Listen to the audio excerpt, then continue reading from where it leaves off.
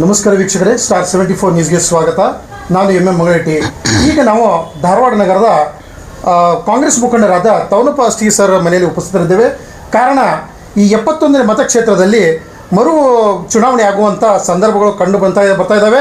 ಈ ಹಿನ್ನೆಲೆಯಲ್ಲಿ ಆಕಾಂಕ್ಷಿಯಾಗಿ ನಮ್ಮ ತವನಪ್ಪ ಅಸ್ಟಿ ಸರ್ ಅವರು ಅದರಲ್ಲಿ ಸ್ಪರ್ಧೆಯನ್ನು ಮಾಡುವಂಥ ಸ್ಥಿತಿಯಲ್ಲಿ ಇದ್ದಾರೆ ಅಂತ ತಿಳಿದು ಬಂದಿದೆ. ಹೀಗಾಗಿ ಅವ್ರನ್ನ ಇವತ್ತು ಸಂದರ್ಶನ ಮಾಡ್ಲಿಕ್ಕೆ ಬಂದಿದ್ದೀವಿ. ಬನ್ನಿ ಅವ್ರ ಜೊತೆಗೆ ಮಾತಾಡೋಣ. ಅವ್ರು ಏನು ಹೇಳ್ತಾರೆ ಕೇಳೋಣ. ಸರ್ ನಮಸ್ಕಾರ. ಸರ್ ನೋಡಿ, ಈಗ ನೀವು ಚುನಾವಣೆ ಬಗ್ಗೆ ಮಾತಾಡ್ತಾ ಇದ್ದೀರಿ. ಚುನಾವಣೆ ಇನ್ನೂ ಸಾರಿ ಇಲ್ಲ. ನಮ್ಮ ಶಾಸಕರಂತ ವಿನಯ್ ಕುಲಕರ್ಣಿ ಅವರು ಈಗ ಕೋರ್ಟಿನಲ್ಲಿ ಸ್ಟೇಗೆ ಹೋಗಿದ್ದಾರೆ. ಅಕಸ್ಮಾತ್ ಸ್ಟೇ ಆದರೆ ಮುಂದೆ ಅವರೇ ಶಾಸಕರಾಗಿ ಸರಿ ಚೆನ್ನಾಗಿ ಇವತ್ತು ಕೆಲಸವನ್ನು ಮಾಡ್ಕೊಂಡು ಹೋಗ್ತಾರೆ. ಸರ್, ಭಾಳಷ್ಟು ಪತ್ರಿಕೆಗಳಿಗೆ ನಾವು ನೋಡಿದ್ದೀವಿ, ತಾವು ಆಕಾಂಕ್ಷಿಯಾಗಿ ಇದ್ರಿ ಟಿಕೆಟ್ಗೋಸ್ಕರ ಅಂಥೇಳಿ. ಅಲ್ರಿ, ಟಿಕೆಟ್ ಅಂದ್ರೆ ನಾ ಹೇಳಿಲ್ಲ ರೀ, ಚುನಾವಣೆನೇ ಬಂದಿಲ್ಲ. ಚುನಾವಣೆ ಬಂದ್ರೆ ನಾ ಟಿಕೆಟ್ ಆಕಾಂಕ್ಷಿ ಇದ್ದೀನಿ. ಒಂದು ಟಿಕೆಟ್ ಸಿಕ್ಕರೆ ತಾವು ನಿಲ್ತೀರಾ? ಅಲ್ರಿ, ಟಿಕೆಟ್ ಚುನಾವಣೆ ಬಂದರೆ ಸಾರಿದರೆ ನಾನು ಆಕಾಂಕ್ಷಿ ಇದ್ದೀನಿ.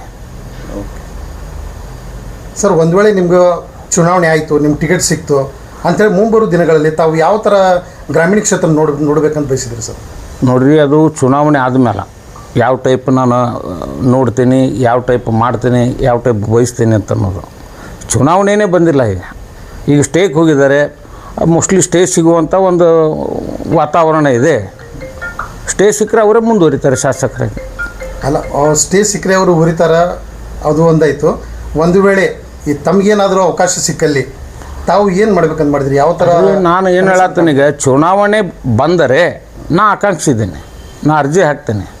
ಅಲ್ರಿ, ನಾ ಪಾರ್ಟಿ ಒಳಗಿದ್ದೀನಿ. ಸಾಕಷ್ಟು 2023 ಒಳಗೆ ಇವತ್ತು ನಮ್ಮ ವಿನಯ್ ಕುಲಕರ್ಣಿ ಅವರ ಒಂದು ಇಚ್ಛೆ ಮೇರೆಗೆ ಏನು ನಾವು ಕಾಂಗ್ರೆಸ್ ಪಕ್ಷವನ್ನು ಸನ್ಮಾನ್ಯ ಸತೀಶ್ ಜಾರಕಿಹೊಳಿ ಅವರ ಆಗಿನ ಕಾರ್ಯಾಧ್ಯಕ್ಷರು ಅವರ ಒಂದು ನಾಯಕತ್ವದೊಳಗೆ ನಾವು ಕಾಂಗ್ರೆಸ್ ಪಕ್ಷವನ್ನು ಸೇರುವುದರ ಮುಖಾಂತರ ಇವತ್ತು 2023 ಚುನಾವಣೆ ಒಳಗೆ ನಮ್ಮ ಕಾಂಗ್ರೆಸ್ ಪಕ್ಷದ ಅಭ್ಯರ್ಥಿಯಾದಂಥ ವಿನಯ್ ಕುಲಕರ್ಣಿ ಅವರ ಒಂದು ಗೆಲುವಿಗೆ ಸಾಕಷ್ಟು ನಾವು ಪ್ರಯತ್ನವನ್ನು ಮಾಡಿದ್ದೀವಿ. ಮತ್ತೀಗ ಅವ್ರದ್ದು ಅಕಸ್ಮಾತ್ ಸ್ಟೇ ಬಂತಿ ಅಂತಂದರೆ ನಮ್ಮವರೇ ಶಾಸಕರು ಅದನ್ನು ಮುಂದುವರ್ಸ್ಕೊಂಡು ಹೋಗ್ತಾರೆ ಅಷ್ಟೇ. ಸರ್, ಈಗ ತಾವು ಹೇಳಿದ್ರಿ ವಿನಯ್ ಕುಲಕರ್ಣಿ ಅವ್ರಿಗೆ ಸ್ಟೇ ಬರ್ತದೆ, ಸ್ಟೇ ಸಿಗ್ತದೆ ಅಂತೇಳಿ. ಒಂದು ವೇಳೆ ಸ್ಟೇ ಸಿಗದೇ ಇದ್ದ ಸಂದರ್ಭದಲ್ಲಿ ತಾವೇನು ಮಾಡಬೇಕು? ಸ್ಟೇ ಸಿಗಲಿಲ್ಲ ಅಂದ್ರೆ ಚುನಾವಣೆ ನಡೀತದೆ. ಚುನಾವಣೆ ಸಾರಿದ್ರು ಅಂತಂದ್ರೆ ನಾನು ಒಬ್ಬ ಕಾಂಗ್ರೆಸ್ ಪಕ್ಷದ ಟಿಕೆಟ್ ಆಕಾಂಕ್ಷಿ.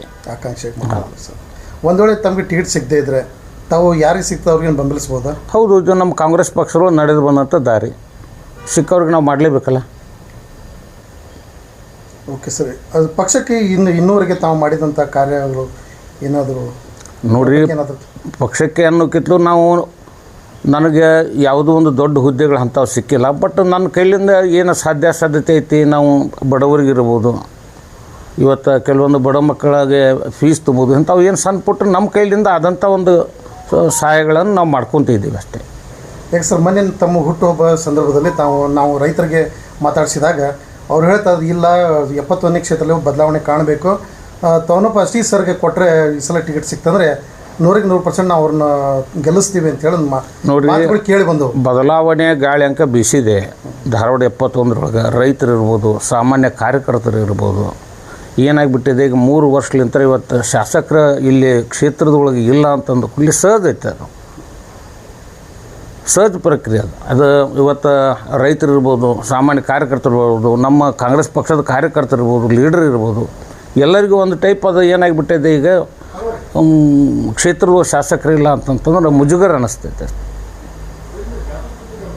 ಮುಂದಿನ ನಡೆ ಏನಿದೆ ಸರ್ ನಿಮಗೆ? ಮುಂದಿನ ನಡೆ ನಾ ಹೇಳಿದ್ನಲ್ಲ ಸರ್, ಈಗ ನಮ್ಮ ನಡೆ ಮೊದಲಿನಿಂದ ನಾವು ಇವತ್ತು ರೈತರ ಸೇವೆಯನ್ನು, ಸಮಾಜ ಸೇವೆಯನ್ನು ಮಾಡ್ತಾ ಬಂದಿದ್ದೀವಿ. ಇನ್ನು ಮುಂದೂ ಮಾಡ್ತೀವಿ. ಅಕಸ್ಮಾತ್ ಅವಕಾಶ ಸಿಕ್ಕರೆ ನಾವು ಟಿಕೆಟ್ ಕೇಳ್ತೇವೆ, ಟಿಕೆಟ್ ಸಿಕ್ಕರೂ ನಿಲ್ತೇವೆ. ಇಲ್ಲ ಯಾರಿಗೆ ಸಿಗ್ತೈತೆ ಅವ್ರಿಗೆ ನಾವು ಮಾಡ್ತೇವೆ.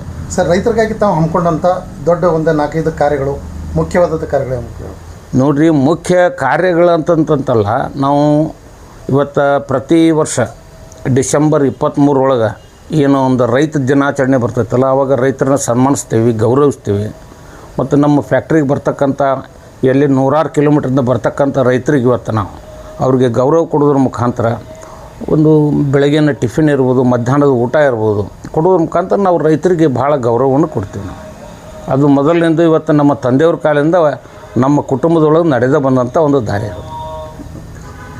ಸರ್, ಮಹಿಳಾ ಹಾಗೂ ಮಕ್ಕಳ ಸಬಲೀಕರಣಕ್ಕೋಸ್ಕರ ತಾವು ಏನಾದರೂ ಕೆಲಸ ಮಾಡಿ ಏನು ಕಾರ್ಯಕ್ರಮ ಹಮ್ಮಿಕೊಂಡಿದ್ರ ಅಥವಾ ಮಹಿಳಾ ನೋಡ್ರಿ, ಕೆಲವೊಂದು ನಮ್ಮ ಸಂಪಿಗಿನವರು ಇರ್ತಕ್ಕಂಥ ಒಂದು ಮಹಿಳಾ ಸಂಘ, ಅದರ ಹೆಸರು ನನ್ನ ಕರೆಕ್ಟಾಗಿ ಬರುವಲ್ದು, ಅವ್ರು ಬಂದು ಸಬಲೀಕರಣಕ್ಕೆ ನಮ್ಗೆ ಸಹಾಯ ಮಾಡಿರಿ ಅಂದ್ರೆ 1 ಲಕ್ಷ ರೂಪಾಯಿ ನಾನು ಅವ್ರಿಗೆ ಮೊನ್ನೆ ನನ್ನ ಹುಟ್ಟುಹಬ್ಬದ ನಿಮಿತ್ತ ಸಹಾಯವನ್ನು ಮಾಡಿದೆ. Thank you. Thank you.